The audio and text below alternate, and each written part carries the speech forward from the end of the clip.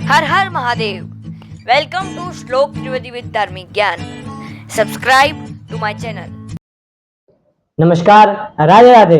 હું શ્લોક ત્રિવેદી આજે તમને જણાવીશ 7 ચિરંજીવીઓમાંથી એક ચિરંજીવી રાજા બલિ વિશે.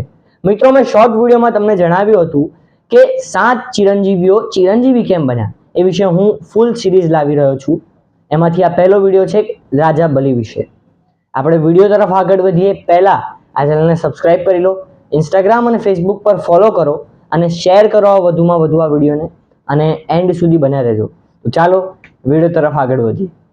મિત્રો, રાજા બલિ એ પ્રહલાદના પૌત્ર અને વિરોચનના પુત્ર તરીકે અસુર કુળમાં જન્મ લીધો. તેમના વિચારો ન્યાયસંગત અને પ્રજાના હિત માટે હતા.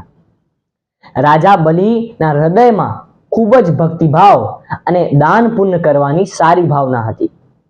રાજા બલિએ એવું વિચાર્યું કે હું એક યજ્ઞ કરીશ અને એ યજ્ઞમાં મારી પાસે કંઈ પણ માંગશે તો હું એને દાનમાં આપીશ. હવે મિત્રો, કેટલીક વાર ભક્તિ કરતા હોય અને ખૂબ જ ધન હોય તો વ્યક્તિને ભક્તિનું પણ અભિમાન આવે છે. હા, સાચું સાંભળ્યું, ભક્તિનું પણ અભિમાન આવે છે.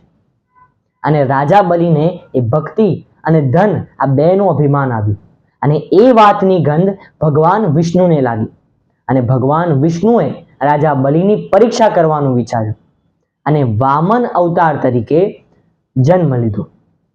હવે રાજા બલિના યજ્ઞમાં ભગવાન વામન ગયા અને રાજા બલિને કહ્યું કે હે રાજા, મારે 3 પગ ભૂમિ જોઈએ છે.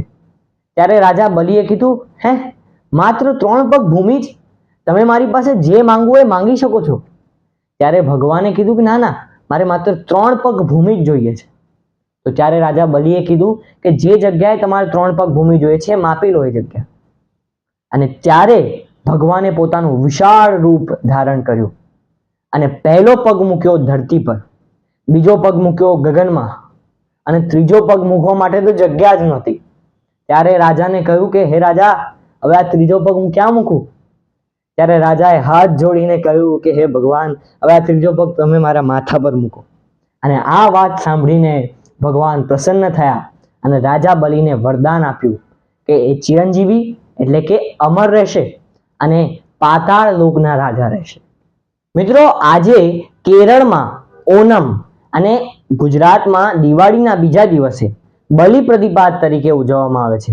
હવે આ કેમ ઉજવવામાં આવે છે એની પાછળનું કારણ એવું છે કે જ્યારે ભગવાને રાજા બલિને ચિરંજીવી થવાનું વરદાન આપ્યું ત્યારે સાથે સાથે એક બીજું વરદાન પણ આપ્યું કે તમે પાતાળમાંથી પૃથ્વી પર વર્ષના કોઈ પણ એક દિવસે તમારી પ્રજાને મળવા પાછા આવી શકો છો.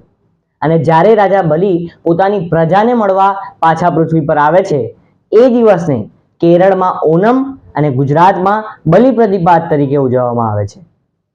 એ સાથે જ મારો આ વિડીયો અહીંયા એન્ડ થાય છે. જો તમને મારો આ વિડીયો પસંદ આવ્યો હોય તો આ વિડીયો પર લાઈક કરજો. ચેનલ પર જો નવા હોય તો ચેનલને રેડ કલરના સબસ્ક્રાઇબ બટન પર ક્લિક કરી સબસ્ક્રાઇબ કરી દેજો. મને ઇન્સ્ટાગ્રામ અને ફેસબુક પર ફોલો કરો.